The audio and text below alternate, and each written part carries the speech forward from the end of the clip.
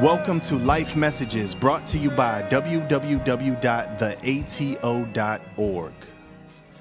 September is Suicide Awareness Month. This month, take some time to look on the internet, do some research about what activities are going on in your city, in your area, your town, whether it be a march, whether it be a walkathon, or even an event or a play dealing with suicide and mental health awareness. This subject matter is a lot closer to home than you realize. With millions of people dealing with mental health issues, whether it's from depression, anxiety, drugs, alcohol, or other situations, you can make a difference in someone's life by just being a part and giving somebody some great encouragement. Tell someone about the life messages on the A.T.O.org or airwavetakeover.com. Today I want to talk to you about a prophetic burden. Over 10 years ago, shortly before a military deployment that I went on to Jordan, which was on the border of Israel, about a week before this deployment, I went to an abstinence rally in Mississippi, in the Gulfport area. There were a couple hundred teenagers, and we were involved in music and speaking to them. And when I came down and walked amongst the people, there was an old lady that I've never seen before in my life. She had to be in her 70s or 80s.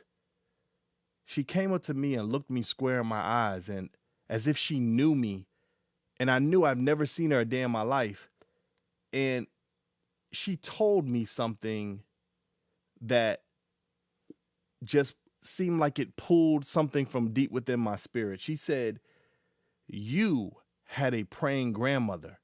Now, when you hear that in words, you would think, well, somebody's just saying something nice or something like that. But when she said those words, "You had a praying grandmother," I knew exactly what she was talking about. Now, I had two grandmothers, my father's mother and my mother's mother, and both of them were praying grandmothers.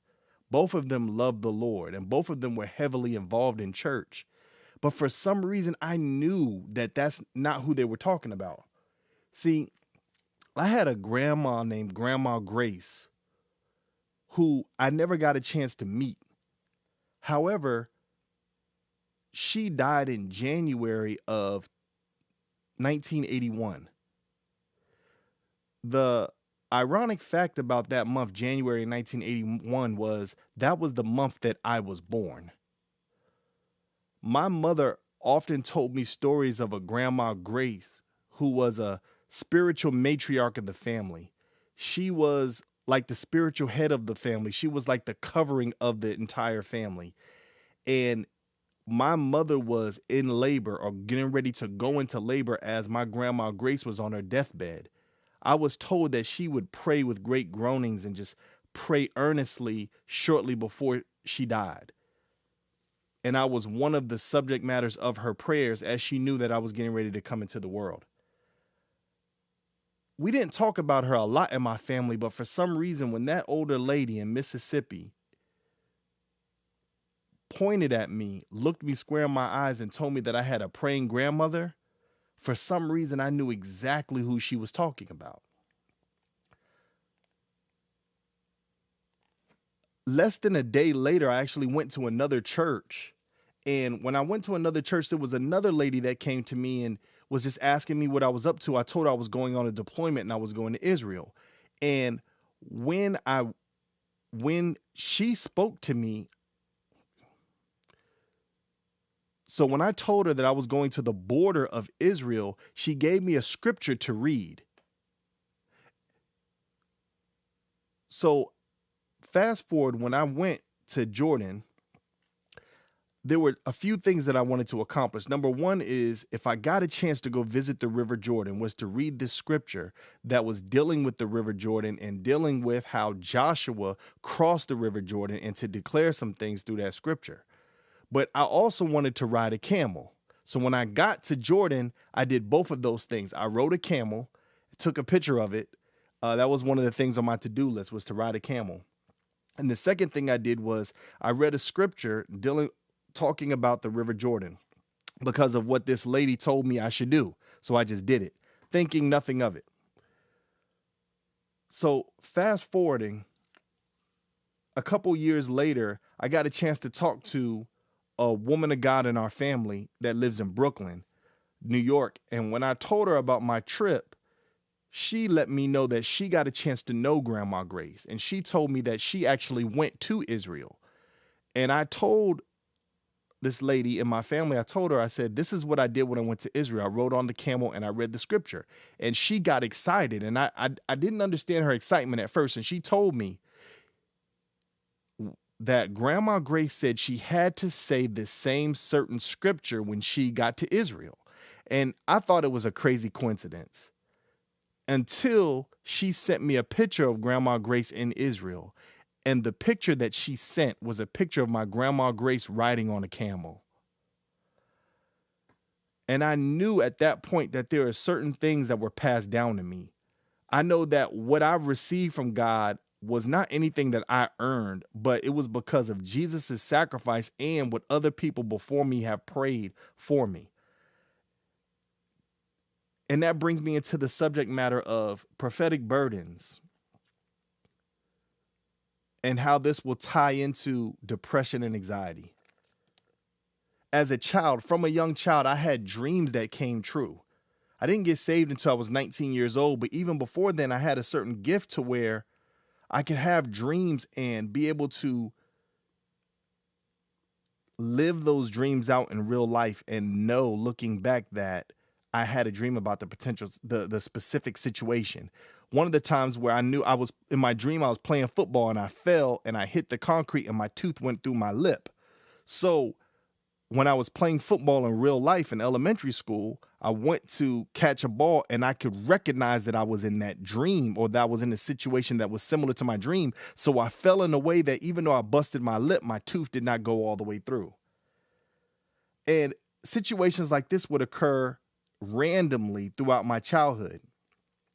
And when I deployed to Jordan on the border of Israel, I had a dream of a large tornado coming towards a hospital, and the whole sky turned green. I took a nap that day. It was a day we were off from work, and I took a nap and I woke up and I remembered vividly about this tornado that hit this hospital and the lives that were lost in this tornado. So when I woke up, I walked to the cafe, the place where they allow us to use the internet from the Middle East. And one of the firefighters that worked with me at my job walked with me. And I said, man, I had this weird dream. I had a dream about this tornado and how this tornado hit a hospital. And it was a wide tornado. I'm talking about over a mile long, a mile wide. When we both got to the cafe and computer set up in the cafe, I pulled up the internet and the first thing I saw was a news report of a tornado that had hit a couple hours earlier during the time of my nap. And I showed him the news report, and this was over 10 years ago. So we weren't able to use cell phones overseas. So I didn't have a way of looking this up before we went there. And his face turned flushed because he knew that I had had a prophetic dream about what was going on. And I was actually dreaming about this tornado. That in the same tornado that happened while I was sleeping in Kansas actually hit a hospital. Even though that would sound like something exciting, that affected me because I figured, what type of person am I to have these type of dreams and dream about people dying and not be able to stop the impending doom? I had another dream about being in a vehicle and driving to the left, or not driving, but being on a large, like a bus, in the back seat, driving to the left, and a huge plane that was quilted up crashing to the right. But I drove, or the vehicle that I was in drove to safety. Well, in real life, I was stationed at Andrews Air Force Base when 9/11 and the terrorist attacks hit the Pentagon and the World Trade Centers. That morning, I was on the Greyhound bus leaving Washington, D.C., heading towards Richmond, Virginia, and then on to Newport News. And when we were on the Greyhound bus, we were on 395 heading south, and you can see the Pentagon on the right-hand side.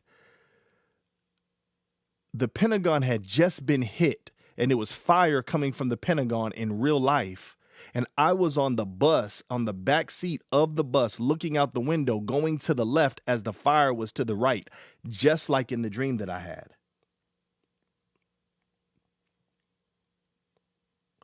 Once again, and I remember vividly, once I got to Newport News and I talked to a preacher that was there, a man of God, I told him, and I was in tears, I said, I saw this.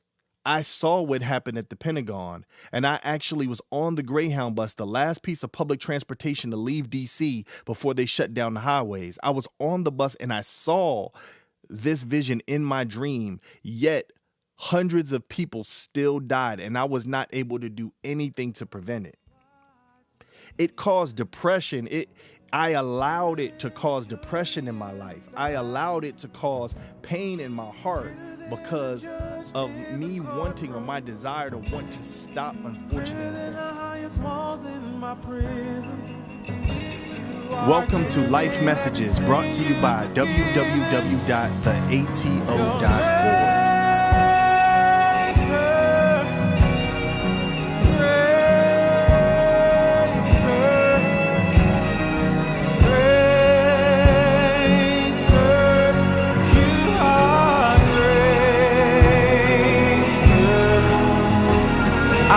Trust in you alone.